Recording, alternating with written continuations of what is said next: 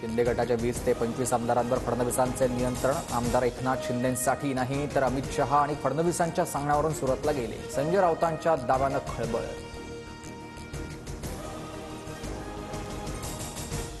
मुख्यमंत्रीपद न मिळाल्यानं मातोश्रीवर काळी जादू केली जाते. राऊतांनी त्यावर लेख लिहावं. सामनातील रोकटोकवरून नितेश राणेंचा संजय राऊतांना टोला.